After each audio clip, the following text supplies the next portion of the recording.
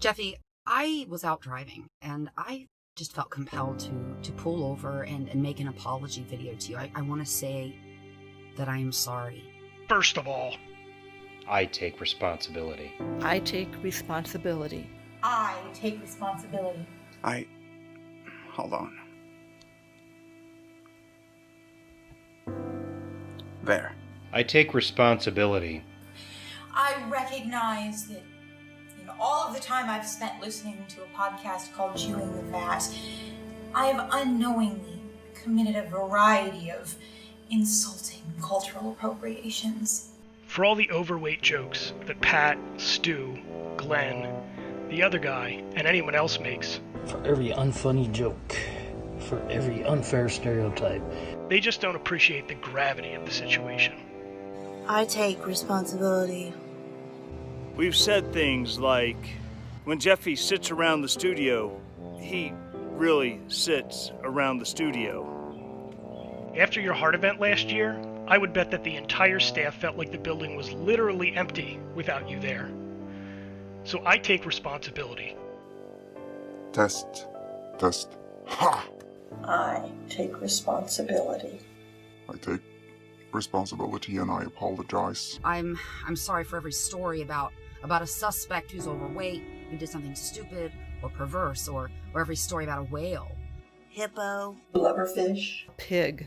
I mean, there's too many to count them all. There's a time when you go to Chick-fil-A, you get passed off as a cow. I take responsibility for every time that I laughed, chuckled, or smiled impishly when hearing Jeffy's theme song, The Dance of the Fat Happy Elephants.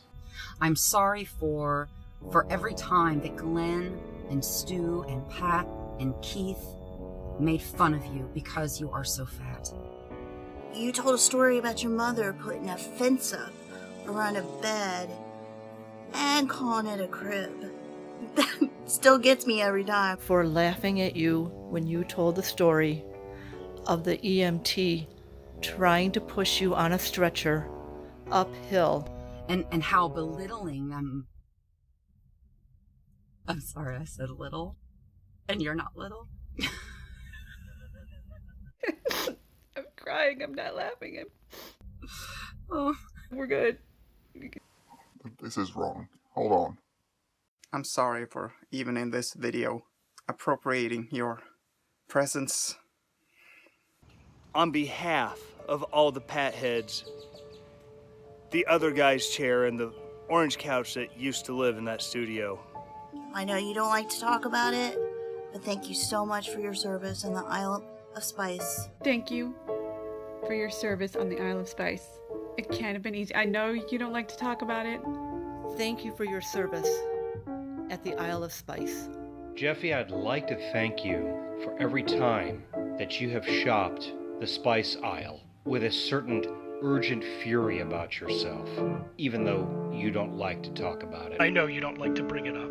I realize you don't like to talk about it. Thank you for what you did on the Isle of Spice. I would like to personally thank you for your service during the Isle of Spice. I can't see a McCormick bottle without being reminded of your service on the Isle of Spice. Oops, I mean the Island of Spice.